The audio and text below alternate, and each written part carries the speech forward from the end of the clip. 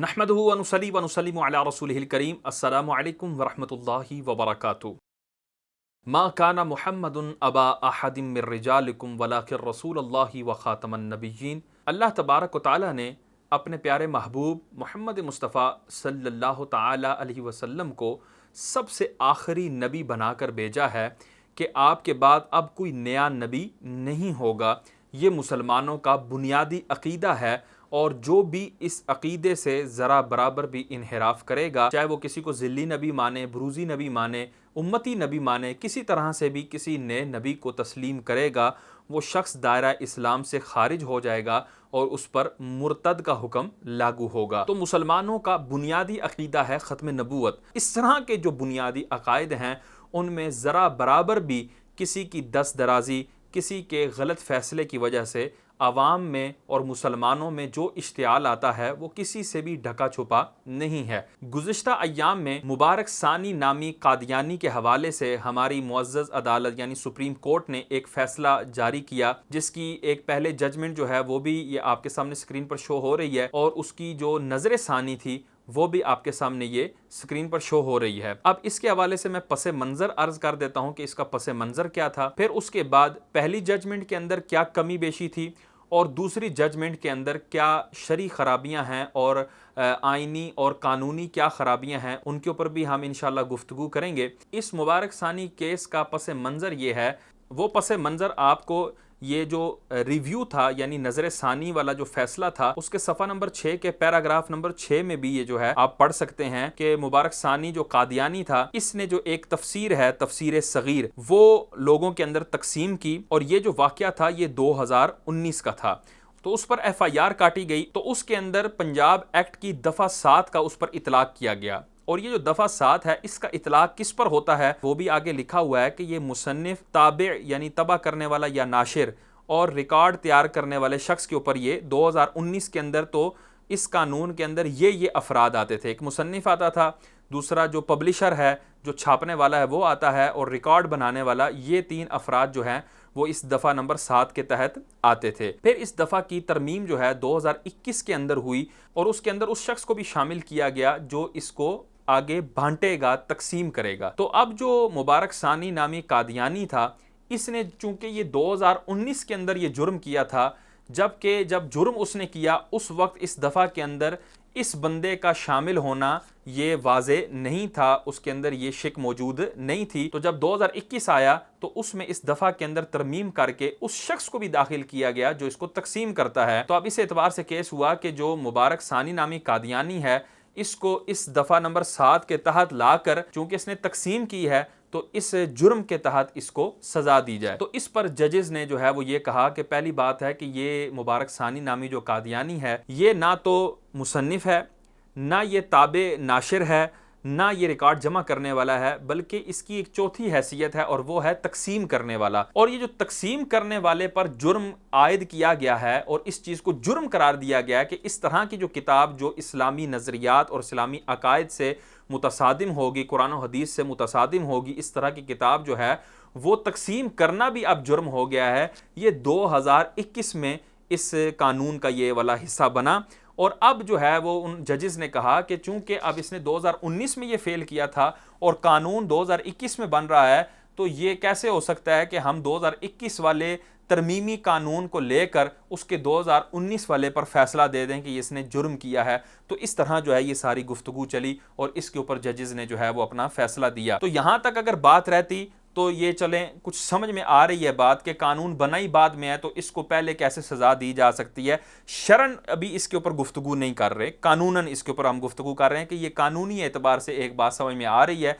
शरन इसके ऊपर क्या हुक्म बनता है, देखें कानून पाकिस्तान का बाद में बने, उसके अंदर कुछ चीज़ें बाद में तरमीम हों, लेकिन कुरान और हदीस तो आज कल में नहीं बने ना, ये तो 1400 साल से कुरान और हदीस का उसूल और कुरान और हदीस के कवानीन आ रहे हैं। पाकिस्तान का अगर कानून कोई बाद में बनता है तो उसको भी कुरान और हदीस के तहत लाकर अगर वो कुरान और हदीस के अंदर गलत है तो कानूनन उसको भी गलत ही समझा जाएगा। ये एक अलग बहस है, इसके ऊपर हम बाद में गुफ्तगू करेंगे। लेकिन इस बात को अगर यहाँ पर ही महदूद रखा जाता तो इसके अंदर इतनी खराबी लाजिम ना आती जितनी अब आ चुकी है। अब वो खराबी क्या है उसको बयान करने से पहले मैं इस्लामी जमहूरिया पाकिस्तान का दस्तूर उसका आर्टिकल नंबर 20 आपके सामने पढ़ूंगा। ये आपके सामने आर्टिकल शो भी हो रहा है, इसका मैं तर्जुमा जो है वो मैं आपको बयान कर देता हूं। आर्टिकल का नाम है मजहब की पैरवी और मजहबी इदारों के इंतजाम की आजादी। अब ये आर्टिकल आप देखेंगे, इसके शुरू में क्या अल्फाज लिखे हुए हैं, कानून, अमन आमा और अखलाक के ताबे। अब इसकी दो शिकें हैं, अलिफ और बे। अलिफ शिक जो है उसके अंदर क्या लिखा है, हर शहरी को अपने मजहब की पैरवी करने, इस पर अमल करने और इसकी तबलीग करने का हक होगा। अब दूसरा जुज क्या है, हर मजहबी ग्रोह और इसके हर फिरके को अपने मजहबी इदारे कायम करने, बरकरार और इनका इंतजाम करने का हक होगा। इस आर्टिकल में एक बात जो है वो, अगर बंदा बनजरे गायर इसको ना देखे, फकत इसके अलिफ और बे जुज को पढ़ ले, तो उससे ये बात समझ में आ रही है कि जी हर शहरी जो भी पाकिस्तान में रहने वाला है, वो जिस मजहब से भी और जिस फिरके से भी ताल्लुक रखता है,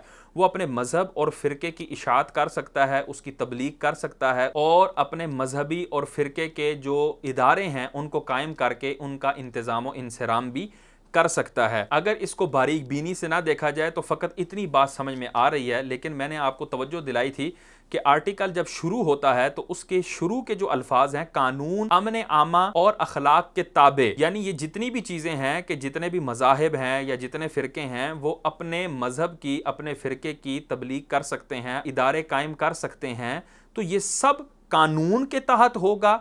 अमन आमा के तहत होगा और अखलाक के ताबे होगा। अगर कानून से हटकर ये चीज हो रही है तब भी वो चीज मजमूम होगी और उसकी इजाजत नहीं होगी। अमन आमा से अगर वो चीज टकराती होगी कि उसकी जो तबलीग है या उसका जो इदारा है या उसका जो मजहब है, अगर उसको प्रोमोट किया जाए, उसको तबलीग की इजाजत दी जाए, तो उससे अमन आमा तबाह होगा। मुसलमानों का उमूमी जो अमन है उसके अंदर फर्क आएगा, हर्ज आएगा। अगर इस तरह का मामला है तब भी इस आर्टिकल के तहत उसको उसका इदारा बनाने, उसको अपनी तबलीग करने की इजाजत नहीं होगी। और तीसरी चीज़ अखलाक के तहत कि अखलाकियात से घिरी हुई कोई चीज़ है, अखलाकियात से हटकर कोई चीज़ है जो उसकी तबलीग में मौजूद है, उसकी दावत में मौजूद है, उसके इदारे में मौजूद है, तब भी उसको उसका इदारा बनाने, उसको अपनी तबलीग करने की इजाज़त नहीं होगी। अब कानून क्या है, वो कानून भी हम आपको पढ़कर सुना देते हैं ताकि फिर जो है वो इन दोनों जजमेंट्स के ऊपर गुफ्तगू करने में आसानी हो। अब वो कानून क्या है, मजमुआ ताज़ीरात पाकिस्तान, इसके अंदर जो दफा है 298B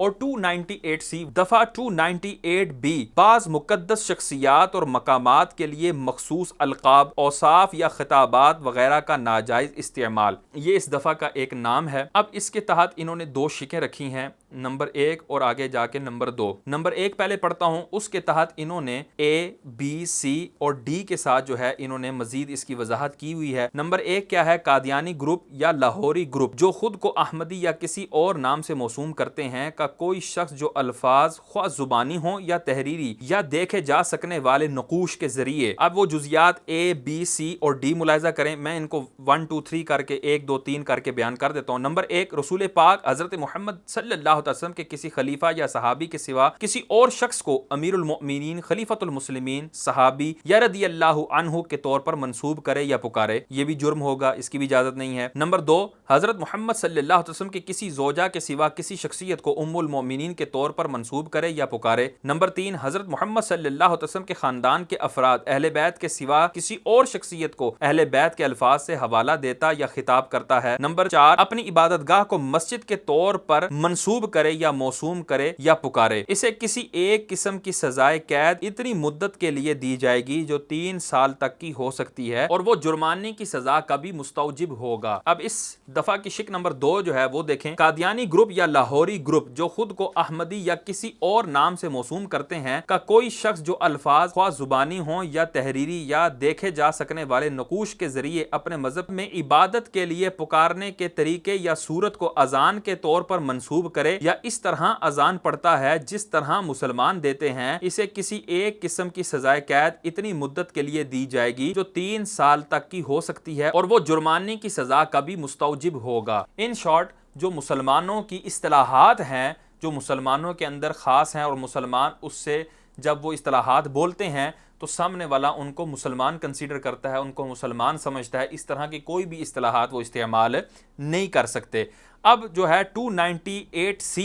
ये जो दफ़ा है इसके हवाले से क्या तफसील है वो मुलाहिजा करें। कादियानी ग्रुप वगैरह का शख्स जो खुद को मुसलमान कहे या अपने मजहब की तबलीग या प्रचार करे, कादियानी ग्रुप या लाहौरी ग्रुप जो खुद को अहमदी या किसी और नाम से मौसूम करते हैं का कोई शख्स जो बिला वास्ता या बिल वास्ता खुद को मुसलमान जाहिर करे या अपने मजहब को इस्लाम के नाम से मौसूम करे या अल्फाज ख्वाह जुबानी हों या तहरीरी या देखे जा सकने वाले नकूश के जरिए अपने मजहब की तबलीग या प्रचार करे या दूसरों को अपना मजहब कबूल करने की दावत दे या किसी भी तरीके से मुसलमानों के मजहबी जज्बात मजरू करे, उसे किसी एक किस्म की सजाए कैद इतनी मुद्दत के लिए दी जाएगी जो 3 साल तक की हो सकती है और वो जुर्माने की सज़ा का भी मुस्तौजिब होगा। अब यहाँ पर देखें इस दफ़ा के अंदर 298C के अंदर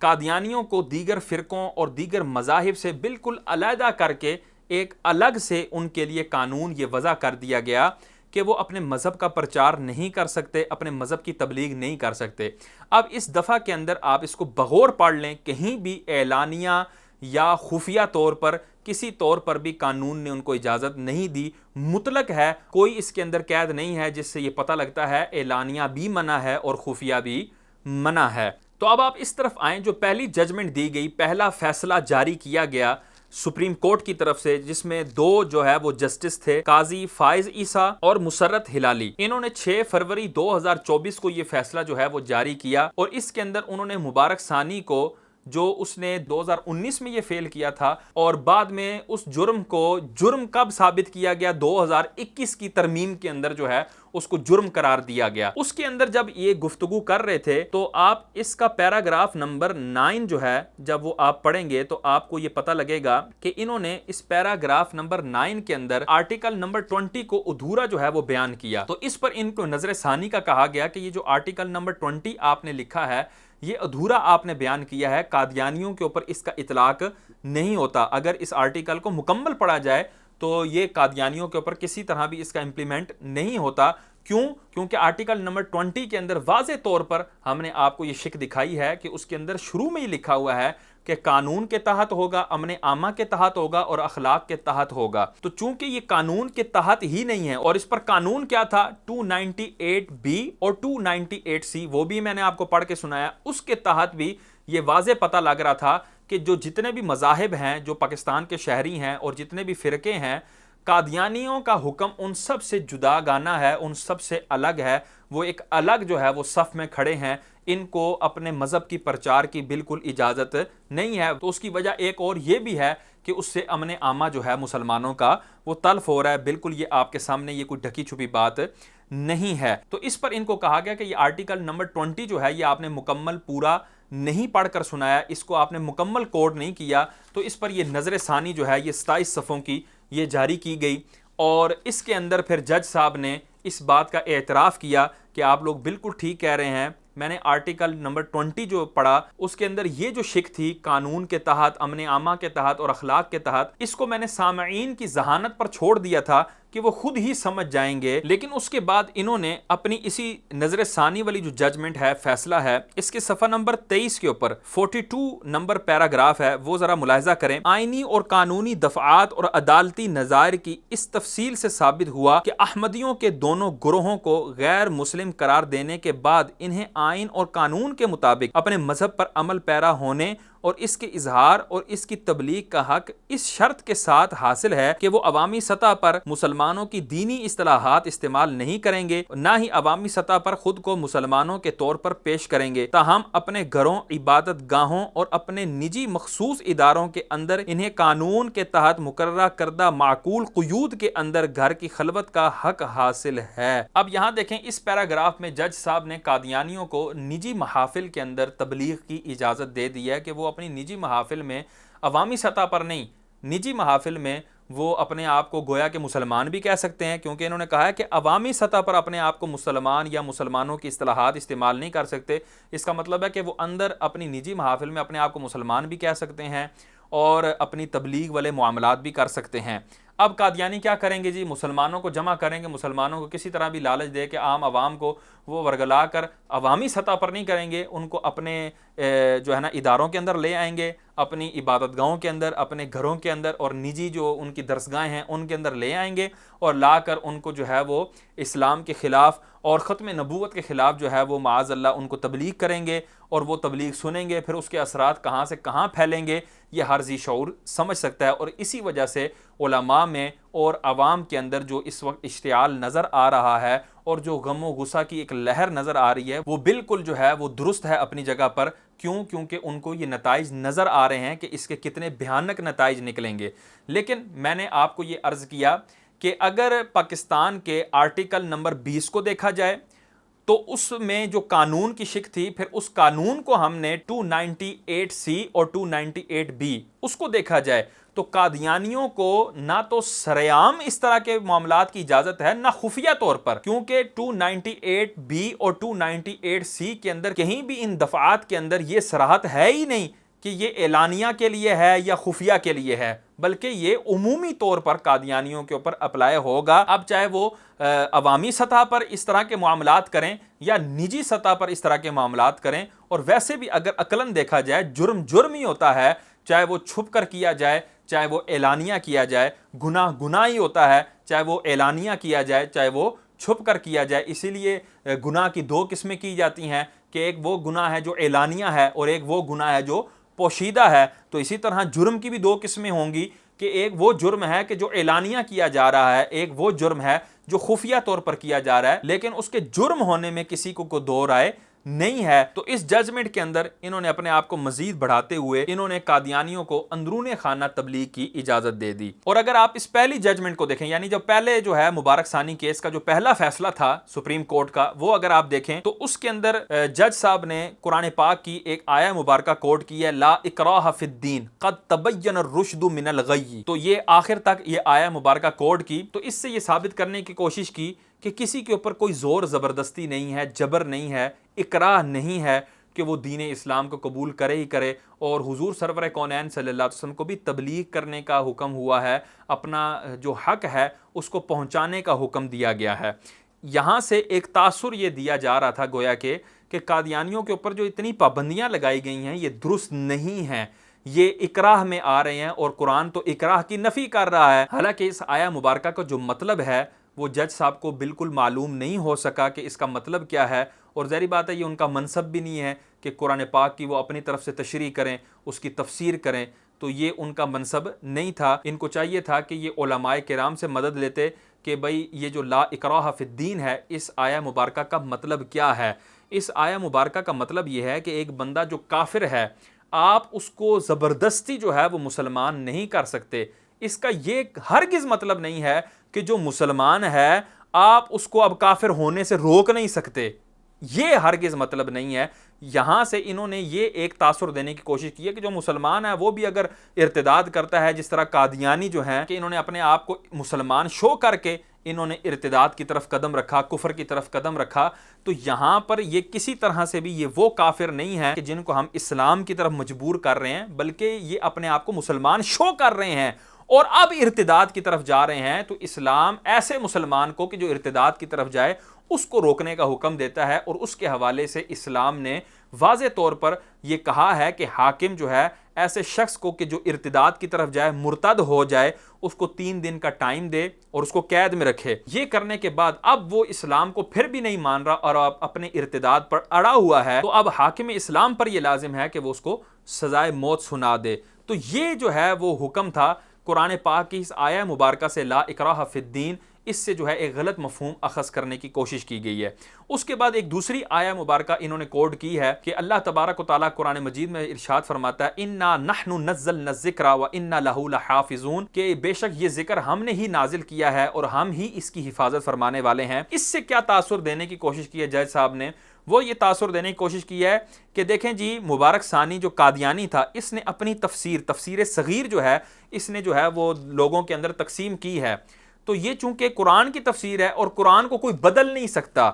तो कुरान चूंकि अल्लाह का जिक्र है, कुरान जो है वो अल्लाह की नाजिल शुदा किताब है और अल्लाह ने कुरान में खुद ये वादा फरमाया है कि ये हमने ही जिक्र नाजिल किया और हम ही इसकी हिफाजत फरमाने वाले हैं। तो इससे ये गोया तासुर देने की कोशिश कर रहे हैं जज साहब कि तफसीर सगीर अगर उसने तकसीम कर भी दी तो कौन सा इतना वबाल हो गया, कौन सा इतना मसला हो गया, कुरान कौन सा तब्दील हो जाना है। तो यहां पर फिर मैं जज साहब की इत्तला के लिए अर्ज करूंगा कि उनका इस अंदाज से इस्तेदलाल करना भी ये दुरुस्त नहीं है। कुरान पाक की ये जो आया मुबारका है, इन्ना नहनु नज़्ज़लना ज़िक्रा व इन्ना लहू लहाफ़िज़ून, ये जो आया मुबारका है ये कुरान के मतन के हवाले से है कि जो कुरान का मतन है यानी सूरह फातिहा, उसके बाद अलिफ लाम मीम ज़ालिकल किताब से लेकर वन नास तक, ये जो पूरा कुरान ये 2 जिल्दों के अंदर मौजूद है, इसका जो मतन है ये चूंकि अल्लाह का जिक्र है और ये अल्लाह का कलाम है जो अल्लाह ने नाजिल किया है, इस कलाम की हिफाजत का जिम्मा अल्लाह ने अपने जिम्मा करम पर ले लिया है कि ये मतन अब कोई तब्दील नहीं कर सकता। इसके जो मानी हैं, इसके जो मतालिब हैं, इसकी जो तफासीर हैं, उसका जिम्मा अल्लाह ने अपने जिम्मा करम पर नहीं लिया कि कुरान की तफसीर कोई बदल नहीं सकता, कुरान का माना कोई तब्दील नहीं कर सकता। ऐसा नहीं है। अगर ऐसा होता तो फिर ये जितने भी बातिल मज़ाहिब हैं जो कुरान पाक पेश करके लोगों को गुमराह करते हैं, तो वो कुरान पाक की तशरीह क्या वही कर रहे हैं जो अल्लाह ने अपने जिम्मे लिए? अगर वही कर रहे हैं तो फिर उनको गुमराह क्यों कह रहे हैं? उनको जो है आप हिदायत से हटा हुआ क्यों कह रहे हैं? आप उनको एक फ़िरका क्यों शुमार कर रहे हैं? तो यकीनन यहाँ पर ये बात समझ में आएगी कि जो कुरान का मतन है, कुरान की जो अरबी इबारत है, ये अल्लाह तबारक तआला के ज़िम्मा करम पर है, इसको कोई तब्दील नहीं कर सकता। लेकिन जो उसके मानी हैं, जो इसके मतालिब हैं, जो इसकी तफासीर हैं, वो जो है वो लोग बदल सकते हैं, उसकी जो है वो गलत तौर पर तशरीह कर सकते हैं। जिस तरह जज साहब ने भी ला इकराह फिद्दीन की जो है तशरीह इन्होंने दुरुस्त तरीके से नहीं की, गलत तरीके से की है। इसके ऊपर दलील के तौर पर मैं वो हदीस पाक कोट करूंगा कि जब खवारिज ने मौला कायनात अलीउल मुर्तज़ा शेर खुदा कर्रमल्लाहु तआला वजल करीम को आया मुबारका पढ़कर, कुरान की आयत मुबारका पढ़कर उन्होंने मौला कायनात को मुशरिक करार दिया। किस वक्त कि जब मौला कायनात ने अपने और हज़रत अमीर मुआविया रदी अल्लाह तआला के फ़ैसले के दरमियान हकम जो है वो बनाकर भेजे कि हकम जो है वो बाहमी मुसालहत के साथ जो है वो फ़ैसला करेंगे। तो इसके ऊपर खवारिज ने कहा कि ए अली, तूने अल्लाह के दीन में शिरक किया है, तूने अपने रब का शरीक बना दिया है। और उस पर उन्होंने आया मुबारका जो पढ़ी वो ये थी, इनिल हुक्मु इल्ला लिल्लाह, कि हुक्म तो अल्लाह ही का है, तो अब किसी और को हकम बनाना और उसका हुक्म मानना, ये गोया उस बंदे को अल्लाह का शरीक बनाना है जिससे बंदा मुशरिक हो जाएगा। इस तरह उन्होंने आया मुबारका पढ़ी और उससे इस तरह का मतलब लिया। इस पर मौला कायनात अलीउल मुर्तज़ा शेर खुदा कर्रमल्लाहु तआला वजहुल करीम ने क्या इरशाद फरमाया, कलिमतु हक्किन उरीदा बिहल बातिल, कि ये कलिमा हक है, यानी ये जो आया मुबारका पढ़ रहे हैं इनिल हुक्मु इल्ला लिल्लाह, ये बिल्कुल हक है, सच है, इसके अंदर कोई दो राय नहीं। लेकिन उरीदा बिहल बातिल, इन्होंने इसकी तफसीर, इसका माना जो है वो बातिल लिया है, इससे जो माना समझा है वो उन्होंने बातिल समझा है, जिससे बिल्कुल ये वाज़े हो रहा है कि अल्लाह ने मतन की जिम्मेदारी ली है। मतन जो है अल्लाह के ज़िम्मे करम पर है कि कुरान की असल इबारत को कोई नहीं बदल सकता, जबकि उसके मानी के अंदर, उसकी तफासीर के अंदर लोग डंडी मार सकते हैं। और कादियानी भी कुरान की आयतें पढ़ पढ़ कर ही अपने काने दज्जाल को जो है वो नबी साबित करने की नाकाम कोशिश करते हैं। तो इस आया मुबारका को भी दुरुस्त तरीके से इस फैसले के अंदर, जजमेंट के अंदर जज साहब ने कोड नहीं किया। इसके अंदर मैं जज साहिबान की तवज्जो दिलाना चाहूँगा और उनसे ये अर्ज़ करूँगा कि जब आप तिब के किसी मसले के ऊपर अपना हुक्म जारी करना होता है, आपने अदालती फैसला को जारी करना होता है, या किसी भी शोबे के अंदर, ख़ास किसी शोबे के अंदर आपने हुक्म जारी करना होता है, तो आप उसके शोबे के माहिरीन से उनकी आरा मंगवाते हैं और उन आरा के तहत रहकर आप फैसला देते हैं। ऐसा नहीं होता कि आपने तिब के हवाले से, इंजीनियरिंग के हवाले से या किसी भी शोबे के अंदर आपने कोई हुक्म जारी करना है तो आप जो है वो उसके माहिरीन की राय ले ही ना, क्योंकि जज हर फन में माहिर हो, हर इल्म उसके सीने में हो, हर चीज़ को वो कमा हक हु जानता हो, हर फन का माहिर हो, ऐसा मुमकिन नहीं है। तो लामुहाला तौर पर उसको माहिरीन की आरा लेनी पड़ेंगी। अब वो पहली बात है, आरा ही ना ले तो ये भी उसका ऐसा फेल और ऐसा इकदाम जो है वो दुरुस्त नहीं होगा, हर जी शऊर जानता है। और आरा तो ले लेकिन उन आरा के तहत अपना फैसला ना रखे और उन आरा को छोड़कर अपना फैसला करे, तो ये बात भी दुरुस्त नहीं है। यहां पर भी कुछ ऐसा ही हुआ कि मुबारक सानी केस के अंदर उलमा से और इदारे, जो इस्लामी इदारे थे, उनसे आरा ली गई, लेकिन आरा लेकर उसके तहत फैसला नहीं किया गया। अगर उसके तहत फैसला किया जाता तो कभी भी जज साहिबान अपनी ये जो जजमेंट है, ये 27 सफ़े की जो नज़र सानी थी, उसके पैराग्राफ नंबर 42 में कभी भी कादियानियों को खुफिया तौर पर अपनी तबलीग की इजाज़त ना देते। अब यहाँ तक जो कलाम था उसमें तो इतनी बात साबित होगी कि इस्लामी जमहूरिया पाकिस्तान का दस्तूर, उसका आर्टिकल नंबर जो 20 था, अगर उसको पूरा पढ़ा जाता तो तब भी इतनी गलत फहमियाँ नहीं होनी थी। फिर जो आर्टिकल पूरा पढ़कर जो उसमें कानून की जो कैद थी, उस कैद के तहत 298C और 298B को पढ़ा जाता, तब भी ये फैसला इस नहज को ना पहुंचता। लेकिन अगर इन सारी चीज़ों को साइड पे रख दिया जाए, अगर ये दफ़ात ना होती, 298B और 298C ना भी होती, तब भी एक हमारे पास ऐसा आइन मौजूद है जिसके ज़रिए ये फैसला जो है वो दुरुस्त करार नहीं पाता। अब वो आइन क्या है वो भी मैं आपके सामने पढ़ देता हूं। यही जजमेंट जो है, ये दूसरी जजमेंट यानी नजर सानी जो है, इसके सफ़ा नंबर 6 के ऊपर पैराग्राफ नंबर 5, आइन ने मुल्क का नाम इस्लामी जमहूरिया पाकिस्तान रखा है और तस्रीह की है कि पाकिस्तान का रियासती मजहब इस्लाम है। आइन ने सदर पाकिस्तान और वजीर आजम पाकिस्तान के लिए मुसलमान होना जरूरी करार दिया है। आइन ने यह ऐलान भी किया है कि पाकिस्तान में राइज तमाम कवानीन को कुरान और सुन्नत में मज़कूर इस्लामी अहकाम से हम आहंग बनाया जाएगा और यह कि कोई ऐसा कानून नहीं बनाया जाएगा जो इन अहकाम से मुतसादिम हो। मुतअद्दद कवानीन में यह तस्रीह भी की गई है कि इन कवानीन की ताबीर और तशरीह कुरान और सुन्नत में मज़कूर इस्लामी अहकाम के मुताबिक होगी और कानून निफाज शरीयत 1991 में तमाम कवानीन के लिए ये उमूमी उसूल तय किया गया है। चुनाचे माजी करीब में सुप्रीम कोर्ट अमल और तरीक़ेकार एक्ट 2023 के आइन के साथ मुताबिकत के मुतालिक फुल कोर्ट ने फैसला किया तो इसमें इस उसूल की तस्रीह की गई कि जहां किसी कानून की दो ताबीरात मुमकिन हो तो अदालत उस ताबीर को इख्तियार करेगी जो कुरान और सुन्नत में मज़कूर इस्लामी अहकाम और आइन में मज़कूर पॉलिसी के उसूलों से हम आहंग हो। तो इस आइन से बिल्कुल वाज़े तौर पर यह समझ में आती है बात कि जो भी कानून होगा वो कुरान और हदीस के तहत होगा, कुरान और सुन्नत के तहत होगा, इस्लाम के तहत होगा। अब वो अगर कानून अगर कुरान और सुन्नत से टकराता है तब भी वो वैलिड नहीं है, और अगर किसी कानून की दो तरह से तशरीह हैं तो उस तशरीह को और उस माना को लिया जाएगा जो कुरान और हदीस से हम आहंग होगा, उसके मुखालिफ नहीं होगा। तो यहाँ से भी बिल्कुल वाज़े ये बात साबित होती है कि कादियानियों को किसी तरह से भी तबलीग की इजाज़त नहीं दी जा सकती। आप हुजूर सरवर कौनैन सल्लल्लाहु अलैहि वसल्लम के दौरे अक़दस को देख लीजिए कि हुजूर के दौरे अक़दस के अंदर ईसाइयों के गिरजाघर और जो है वो कनीसे वगैरह और कुफ़ार की जो इबादत गाहें थी वो मौजूद थी, लेकिन जब मुनाफिकीन ने मस्जिद बनाई और उसके अंदर मुसलमानों के अकायद को ख़राब करने की साई की, जिसके हवाले से कुरान पाक में भी है वल्लज़ीन इत्तख़ज़ू मस्जिदन दिरारम व कुफ़रम व तफ़रीक़न बैनल मुअमिनीन, वो लोग कि जिन्होंने मस्जिद ज़रार बनाई लोगों के अंदर तफ़रक़ा डालने के लिए, और कुफ़र गाह है वो, तो मस्जिद भी उसको कहा गया और कुफ़र गाह भी कहा गया। तो उसको हुजूर सरवर कौनैन सल्लल्लाहु अलैहि वसल्लम ने ढाने का हुक्म दिया, उसको गिरा दिया गया। उसकी वजह क्या थी कि उन मुनाफिकीन ने अपने कुफ़र या अकायद को फैलाने के लिए